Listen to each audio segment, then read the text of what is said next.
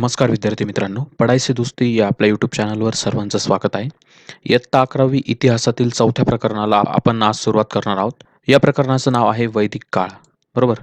तर मित्रांनो, वैदिक काळाबद्दल अनेक मतांतर आजही आपल्याला अनेक इतिहासकारांमध्ये बघायला भेटतात.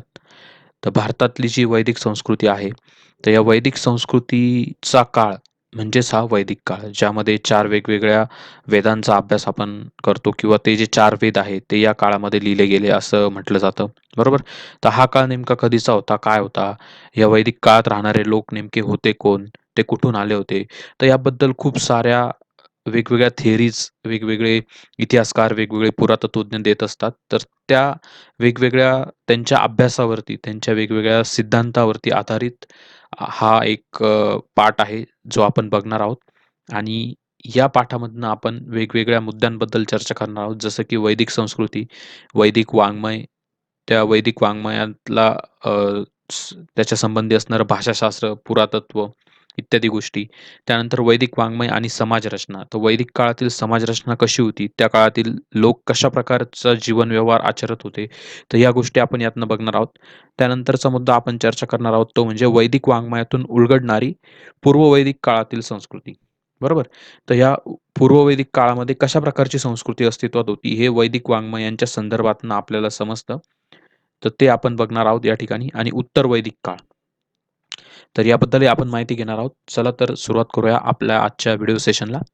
तत्पूर्वी ज्याही विद्यार्थी मित्रांनी आपला चॅनल सबस्क्राईब केला नसेल, नक्की सबस्क्राईब करा मित्रांनो. कारण तुम्ही सबस्क्राईब केलं तर नक्कीच आमच्यासाठी एक मोटिव्हेशन असतं. ओके. सो तुम्हाला व्हिडिओ आवडल्यास तुमच्या मित्रांसोबतही शेअर करा आणि सबस्क्राईब करायला अजिबात विसरू नका, जेणेकरून येणाऱ्या व्हिडिओचं नोटिफिकेशन तुम्हाला वेळेवर मिळत राहील. बरोबर? तर बघूयात वैदिक संस्कृती, वैदिक वाङ्मय, भाषाशास्त्र आणि पुरातत्व. अनेक वर्षांच्या शास्त्रीय संशोधनानंतर हडप्पा संस्कृतीच्या नाशाला कोणी बाहेरून आलेले लोक कारणीभूत नसून नैसर्गिक आपत्ती आणि पर्यावरणाचा ऱ्हास यांसारख्या गोष्टी अधिक जबाबदार आहेत, हे स्पष्ट झालंय मित्रांनो. बघा, की वेगवेगळ्या इतिहासकारांनी वेगवेगळ्या पैलूंनी किंवा वेगवेगळ्या आयाम डोळ्यासमोर ठेवून संशोधन केलं.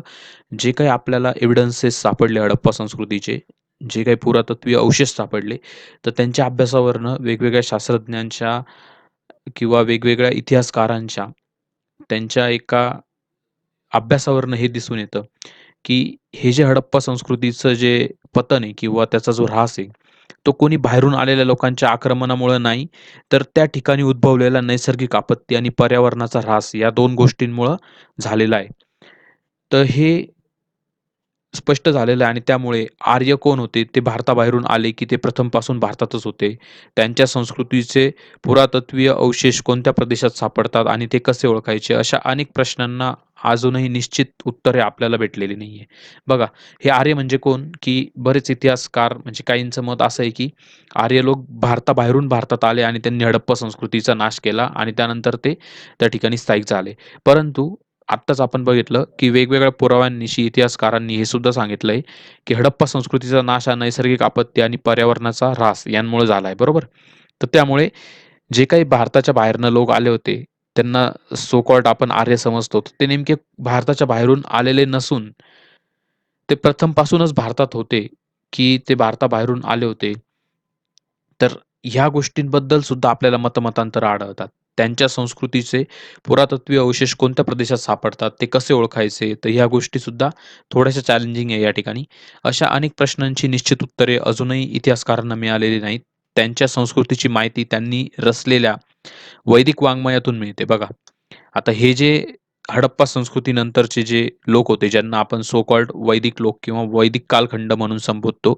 तर या कालखंडातल्या लोकांनी जे काही वाङ्मय निर्माण केलं मित्रांनो, तर त्या वाङ्मयामधनं त्यांनी रचलेल्या वाङ्मयामधनं आपल्याला त्या काळातील संस्कृतीची माहिती मिळते आणि हे वाङ्मय मूलतः वैदिक जनसमुदायांच्या देवताविषयक श्रद्धा आणि त्या देवतांची त्यांनी केलेली स्तवने अशा स्वरूपात आहे. बघा आता, हे जे काही वाङ्मय हडप्पा संस्कृतीच्या नंतरच्या लोकांनी म्हणजेच ज्यांना आपण वैदिक काळ म्हणून संबोधतो किंवा वैदिक काळातील लोक ज्यांना आपण संबोधतो, त्या लोकांनी जे वाङ्मय निर्माण केलं, त्या वाङ्मयातल्या वेगवेगळ्या स्तवनांवरून, स्तवन म्हणजे काय, की देवाचं वर्णन केलेले जे काही स्तोत्र वगैरे असतात त्यांना स्तवन म्हटलं जातं.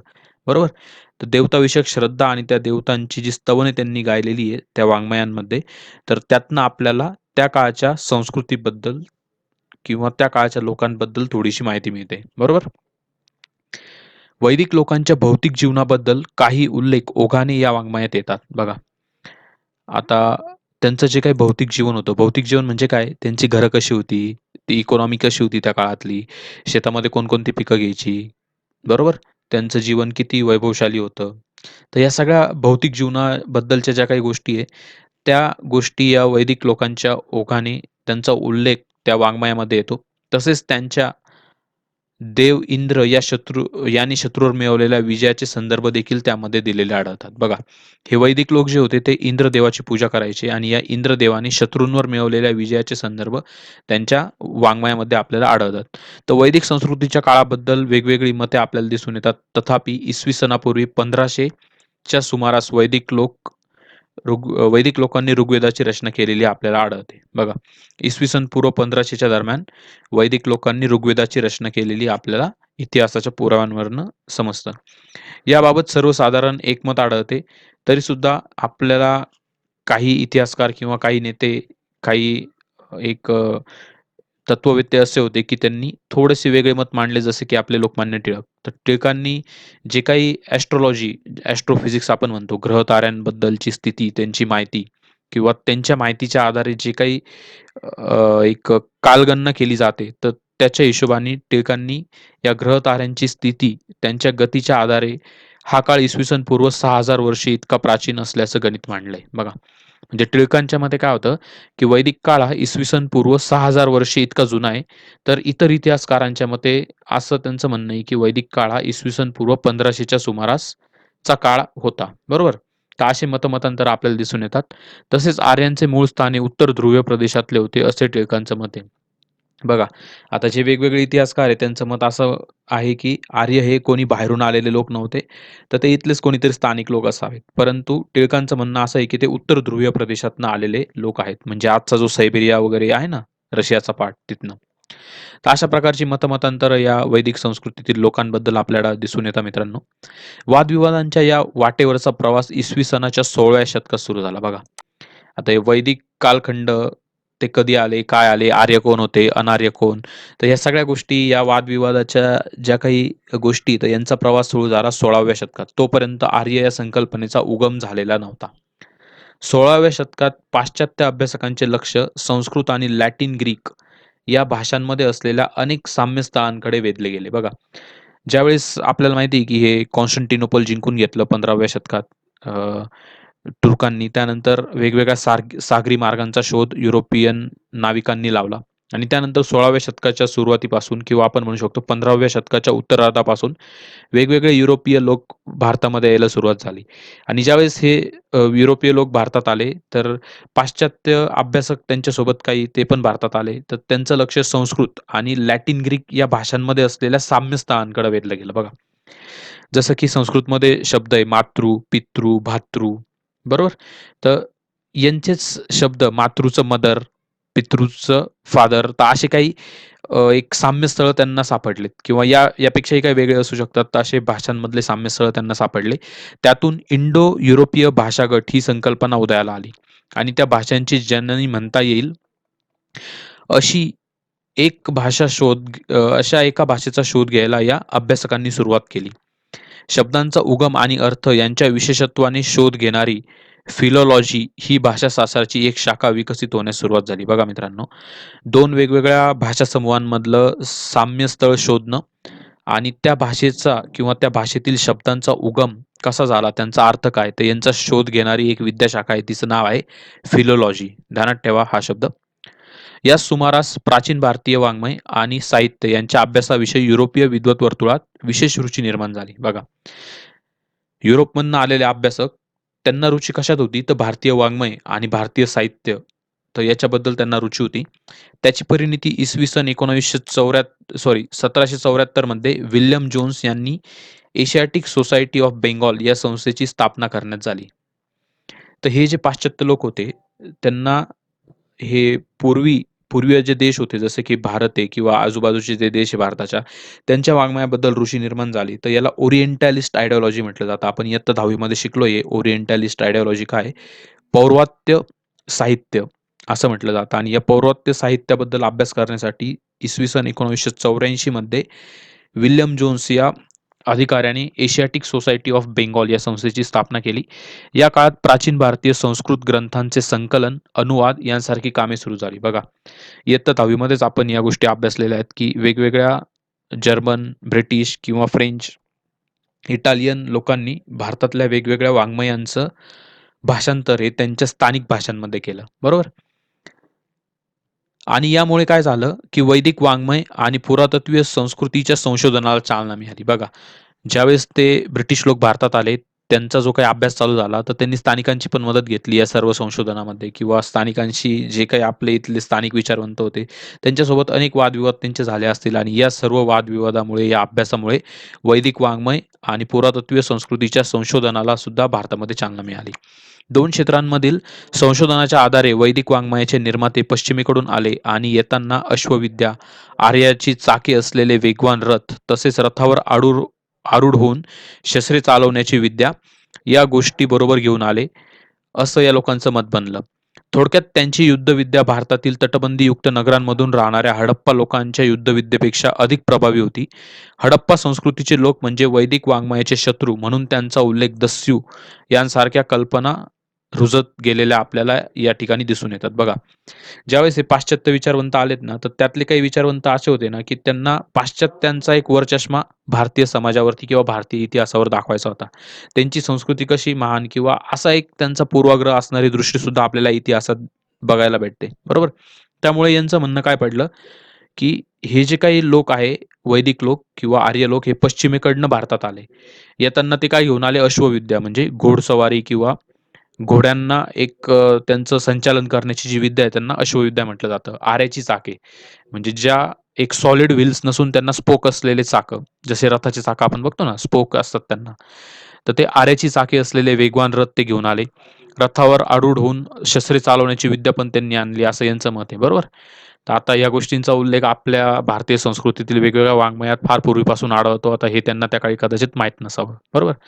तर अशा प्रकारचे हे जे लोक होते यांचं अशा प्रकारचं एक एकंदरीत त्यांचा एक दृष्टिकोन होता आणि त्यामुळे ह्या लोकांनी त्या वैदिक वाङ्मयांमध्ये शत्रू म्हणून उल्लेख असलेले दस्यू हे इथले स्थानिक लोक होते, अशी यांची संकल्पना त्यांनी एक इतिहासामध्ये रुजू केली किंवा रुजत आलेली त्या या लोकांच्या या संदर्भांमुळे. बरोबर? पुरातत्वीय संशोधनाच्या आधारे आता हे स्पष्ट झाले आहे, की हडप्पा संस्कृतीचा उगम, नागरी हडप्पा संस्कृतीचा विस्तार आणि ऱ्हास या सर्व इतिहास प्रामुख्याने अफगाणिस्तान, बलुचिस्तान आणि इराण या प्रदेशांचे काही भाग, पंजाब, हरियाणा, राजस्थान आणि गुजरात या भूभागात घडला. बरोबर? तर अशा प्रकारे तुम्ही या ठिकाणी बघू शकतात, की पुरातत्वीय संशोधनाच्या आधारे हडप्पा संस्कृतीचा उगम या ठिकाणी झालेला आपल्याला दिसून येतो. कारण या परिसरात आढळणारी अनेक हडप्पाकालीन नगरे आपण या आधीच्या पाठामध्ये बघितली मित्रांनो. वैदिक वाङ्मयातील उल्लेखांच्या आधारे वैदिक संस्कृतीचा भौगोलिक परिसरही याच प्रदेशामध्ये आपल्याला दिसून येतो. परंतु वैदिक संस्कृतीच्या कालक्रमाबद्दल एकवाक्यता नसल्यामुळे वैदिक आणि हडप्पा संस्कृतीच्या लोकांचा एकमेकांशी काही संबंध होता का? आणि होता तर तो कसा होता? काय होता? तर याबद्दलची एक माहिती आपल्याला भेटू शकत नाही आणि याबद्दल अनेक भाष्य केलेले असले तरी त्याबद्दल निश्चित आपल्याला एक विधान करता येत नाही. बरोबर? कारण तसे पुरावे आपल्याला इतिहासात भेटलेले नाही मित्रांनो. त्यामुळे हे सगळे संभ्रम आजही वेगवेगळ्या इतिहासकारांना आहेत, की नेमकं हे वैदिक लोक आणि हडप्पा संस्कृतीतील लोक यांच्यामध्ये काही संबंध होता का? की हे एकाच भागात राहणारे लोक होते? का वेगवेगळ्या प्रदेशातनं इथं आलेले लोक होते? नेमकं होतं काय?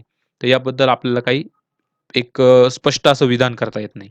कालक्रमाच्या दृष्टीने पाहता नागरी हडप्पा संस्कृती ही आधीची आणि नंतरची उत्तर हडप्पा संस्कृती म्हणजे वैदिक लोकांची संस्कृती असे मानण्याकडे बहुतेक तज्ञांचा कल दिसतो. बघा, आता जी नागरी हडप्पा संस्कृती म्हणजे ती अगोदरची संस्कृती होती आणि त्यानंतर उत्तर हडप्पा संस्कृती म्हणजे नागरी हडप्पा संस्कृतीचा ऱ्हास झाला आणि त्यानंतरची जी उत्तर हडप्पा संस्कृती, हडप्पा संस्कृतीच्या नंतर उत्तरोत्तर काळात, बरोबर? हडप्पा संस्कृतीतर काळामध्ये जी काही संस्कृती आली ती म्हणजे ही वैदिक संस्कृती असं बहुतेक तज्ञ मानतात. तर हे या ठिकाणी आपण मित्रांनो बघितलं. पूर्वेला सरस्वती म्हणजेच घग्गर-हाकरा नदी, बरोबर? सरस्वती सध्या लुप्त झालेली लुप्तप्राय नदी आहे. त्या नदीला घग्गर नावाने ओळखलं जातं भारतामध्ये आणि हाकरा नावाने ओळखलं जातं पंजाबमध्ये. तर हे आपण बघितलेलं आहे. त्यानंतर पश्चिमेला सिंधू नदी, पंजाबमधील शतद्रू. शतद्रू म्हणजे काय? सतलज नदीचं हे नाव आहे बघा मित्रांनो. वैदिक वाङ्मयांमध्ये सापडणारी ही नावं आहेत वेगवेगळ्या पंजाबमधील नद्यांची. शतद्रू नदी म्हणजे सतलज नदी. विपाश म्हणजे बियास नदी. अक्सिनी म्हणजे चिनाब नदी, पुरुषनी म्हणजे रावी नदी, वितस्ता म्हणजे झेलम नदी. या नद्यांची खोरी म्हणजे सप्तसिंधूंचा प्रदेश असे मानले जाते. बघा मित्रांनो, ही जी काही नावं दिलेली आहे, वैदिक वाङ्मयामध्ये असलेल्या नद्यांची नावं आणि सध्या प्रचलित असलेली नावं यांच्या जोड्या लावांचा प्रश्न अनेकदा एम-पी-एस-सी किंवा पी-एस-आय, एस-टी-आय यांसारख्या एक्झाम्समध्ये विचारला गेलेला आहे. तर त्यामुळे ह्या गोष्टी थोड्याशा ध्यानात असू द्या. तुमच्या पण एक्झाममध्ये इयत्ता 11वीच्या एक्झाममध्ये सुद्धा हा प्रश्न विचारला जाण्याची शक्यता आहे, जोड्या लावण्यासाठी. तर थोडासा फॅक्च्युअल डेटा आहे, लक्षात असू द्या. तर या खोऱ्यांमध्ये वैदिक लोक वसलेले आपल्याला दिसून येतात आणि ह्याच खोऱ्यामध्ये आपल्याला अ, सिंधू संस्कृती किंवा हडप्पा संस्कृती ज्याला आपण म्हणतो, तर त्याचे अवशेष सुद्धा आपल्याला याच ठिकाणी भेटतात. तर त्यामुळे वेगवेगळ्या इतिहासकारांमध्ये हा वाद आढळतो, की हडप्पा आणि वैदिककालीन लोक हे समकालीन होते, की अगोदर हडप्पाकालीन लोक होते. नंतर हे वैदिककालीन लोकांचा उदय त्या ठिकाणी झाला, या संस्कृतीचा उदय झाला. तर अशा प्रकारचे अनेक मतमतांतर आपल्याला या ठिकाणी दिसून येतात. याखेरीज अफगाणिस्तानमधील कुबा म्हणजे काबूल, गोमती म्हणजे गोमाल, सुवास्तू म्हणजे स्वात, अजून पण हे स्वात नदीचं खोरं काबूल अफगाणिस्तानमध्ये तुम्ही बघू शकता मित्रांनो. इत्यादी नद्यांचा उल्लेख या ठिकाणी आढळतो. म्हणजेच कुठे आढळतो? तर वैदिक वाङ्मयांमध्ये यांचा उल्लेख आढळतो. या सर्व नद्यांच्या प्रदेशाला वैदिक लोकांनी देवनिर्मित देश असेही म्हटलेलं आहे बघा. हा प्रश्न तुमच्या एक्झाममध्ये येऊ शकतो. पंचनद किंवा सप्तसिंधूचा प्रदेश आणि कुभा, गोमती आणि सुवास्तू या नद्यांचा प्रदेशांना वैदिक लोक कोणत्या नावाने संबोधतात? तर देवनिर्मित देश या नावाने संबोधतात. परंतु ते या प्रदेशामध्ये केव्हा आले, कुठून आले यासंबंधीचे उल्लेख आपल्याला कुठेच आढळत नाही. ना वैदिक वाङ्मयामध्ये आढळतात, ना इतर कोणत्या पुरातत्वीय उत्खननांमधनं आपल्याला हे उल्लेख आढळतात. बरोबर? तर वैदिक लोक प्रथमपासूनच सप्तसिंधूच्या प्रदेशामध्ये राहत होते. ते बाहेरून आले नाहीत, असे काही विद्वानांचे मत आहे. हडप्पा संस्कृती हडप्पा लोकांची संस्कृती आणि सप्तसिंधू प्रदेशातील वैदिक लोक एकच होते का? या प्रश्नाचे उत्तर शोधण्यामध्ये सध्या वेगवेगळे संशोधक, वेगवेगळे इतिहासकार गुंतलेले आहेत. अर्थातच त्यांना अद्याप निश्चित उत्तर मिळालेले नाही. हडप्पा लिपी वाचण्यात ज्यावेळेस आपल्याला निर्विवाद यश मिळेल, त्यावेळी कदाचित आपण या प्रश्नाचे उत्तर शोधू शकतो, असे अनेक इतिहासकारांना, अनेक वेगवेगळ्या संशोधकांना वाटते. तर अशा प्रकारे विद्यार्थी मित्रांनो, वैदिक काळाबद्दलचा जो संभ्रम आजही वेगवेगळ्या इतिहासकारांच्या मनामध्ये आहेत किंवा त्यांच्या अभ्यासातनं त्यांना हे निश्चित सांगता येत नाही, की हे लोक नेमके आले कुठून? नेमके हडप्पाकालीन लोक आणि वैदिक काळातील लोक हे समकालीन होते की नव्हते, हे सुद्धा आपल्याला अजून स्पष्टपणे सांगता येत नाही. कारण तसे पुरावे अजून आपल्याला मिळालेले नाहीत. तर असे अनेक मतमतांतर विद्यार्थी मित्रांनो तुम्हाला या आर्यांच्या आगमनाबद्दल सापडतील. काही तुम्ही पाश्चात्य इतिहासकारांचा इतिहास वाचला, त्यांची पुस्तकं वाचली, तर त्यांच्या काहीतरी वेगळ्याच थेअरी आढळतील. आपले भारतीय इतिहासकारांच्या पुस्तकातनं तुम्हाला अजून काहीतरी वेगळे सिद्धांत, वेगळ्या थेअरीज मिळतील, बरोबर? किंवा आधुनिक इतिहासकार जे आहेत, तर त्यांच्या काहीतरी वेगळ्या थेअरीज मिळतील. काही तुम्ही चायनीज वगैरे एखादं वाङ्मय घेतलं, तर त्यातनं अजून काहीतरी वेगळंच तुमच्या हाती लागेल. तर अशा प्रकारचे वेगवेगळे संदर्भ तुम्हाला भेटतील. परंतु आपण एक असा संदर्भ सांगू शकत नाही, की जो खऱ्या अर्थाने या सर्व मतमतांतरांना पुरून उरेल. बरोबर? तर अशा प्रकारे एकंदरीत एक थोडासा धूसर असा ऐतिहासिक कालखंड आहे, जो की या वैदिक संस्कृतीला बिलॉन्ग करतो. तो म्हणजे इसवी सन पूर्व 1500. टिळकांच्या म्हणण्यानुसार इसवी सन पूर्व 6000 वर्षापूर्वी. ओके. एक इंटरेस्टिंग गोष्ट आपण या ठिकाणी बघूयात, की ही जी काही भाषा, जननी भाषा किंवा ही जी काही संकल्पना आहे, एक सर्व भाषांची मूळ भाषा कोणती? तर ही संकल्पना कशी उदयास आली याबद्दल आपण बघूयात. 12व्या शतकातील युरोपीय अभ्यासकांच्या वर्तुळात विविध भाषांच्या संदर्भात एखादा भाषागट आणि त्या भाषा गटातील भाषांची एक जननी भाषा अशी संकल्पना गृहीत धरून त्या संबंधित चाचपणी करण्यास सुरुवात झालेली होती. बघा. 12व्या शतकात युरोपियातले लोक काय करत होते, की वेगवेगळ्या ज्या भाषा आहेत, तर त्यांचा एखादा भाषागट असू शकतो का?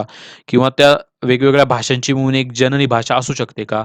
तर अशी संकल्पना ते गृहीत धरून त्याबद्दल काहीतरी संशोधन करण्यास त्यांनी सुरुवात केली. असे असले तरी संस्कृत आणि लॅटिन या भाषांमध्ये काही प्रत्यक्ष दुवा असू शकतो. या कल्पनेने मूळ धरण्यास इसवी सनाचे 18वे शतक उजाडले बघा.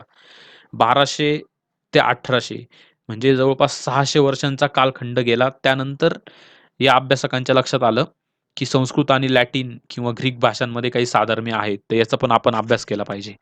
तर या कल्पनेचा नेमका उगम केव्हा झाला असावा? तर याचा मागोवा घेताना 16व्या शतकाकडे आपले लक्ष वेधले जाते. इसवी सन 1583 मध्ये फिलिपो सासेटी नावाचा एक इटालियन व्यापारी केरळमधील कोचीन येथे आला होता. बरोबर? तर तो मायदेशी गेलाच नाही कधी. तो भारतातच राहिला आणि कोची आणि गोवा या परिसरात त्याचं वास्तव्य असायचं. भारतातील वास्तव्यात त्याने त्याच्या घरच्या लोकांना लिहिलेल्या सविस्तर पत्रांमध्ये भारतातील जीवनमान, भारतातील भाषा आणि संस्कृती यांचे तपशीलवार वर्णन केलेले आपल्याला आढळून येते. बघा, तुम्ही पण एखाद्या नवीन शहरात गेला, की तिथे तुम्ही काय-काय पाहिलं ते त्याच्या गोष्टी तुमच्या घरच्यांना सांगतात ना, तसा हा फिलिपो होता. तर या फिलिपो सोसायटीनी काय केलं, की भारतातले लोक कसे राहतात, ते कशी भाषा बोलतात, त्यांची संस्कृती कशी आहे, कोणत्या रूढी परंपरा आहे, तर याचं तपशीलवार वर्णन केलं त्याच्या घरच्यांना पाठवलेल्या पत्रांमध्ये. अशा रीतीने भारतीय समाजाचे सूक्ष्म निरीक्षण करून त्याचे वर्णन करणारा तो पहिला युरोपीय होता बघा. तर या फिलिपो सोसायटीच्या आधी जे काही युरोपियन येऊन गेले त्यांच्याबद्दल आपल्याला असे पुरावे सापडत नाही. त्यामुळे फिलिपो सोसायटी हा असा पहिला युरोपीय होता ज्याने की भारतातील जीवनमान, भाषा आणि संस्कृती यांचं तपशीलवार वर्णन त्याच्या पत्रांच्या माध्यमातून केलेलं आहे. त्याने संस्कृत भाषेचाही अभ्यास केला आणि त्या अभ्यासात संस्कृत आणि लॅटिन शब्दांमधील साम्य त्याच्या लक्षात आले. या साम्याची नोंद करणारा तो पहिला युरोपीय होता. इंडो युरोपीय भाषांचे मूळ एक असावे या कल्पनेला चालना देण्यात त्याच्या अभ्यासाचा मोठा वाटा होता असे दिसते. बघा मित्रांनो, आज आपण म्हणतो की इंडो युरोपियन लँग्वेज फॅमिलीमध्ये एखादी भाषा बिलॉन्ग करते.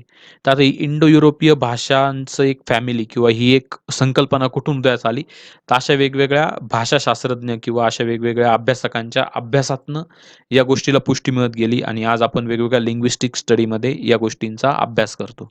लिंग्विस्टिक म्हणजे काय? भाषाशास्त्रीय दृष्ट्या ज्या पण काही संशोधनात्मक संकल्पना आहे किंवा ज्या काही विद्याशाखा आहेत, तर त्यामध्ये आपण या थेअरीजचा वापर करतो किंवा वेगवेगळ्या भाषांना इंडो युरोपीय भाषांच्या एक कॅटेगरीमध्ये आपण स्थान मिळवून देतो. बरोबर?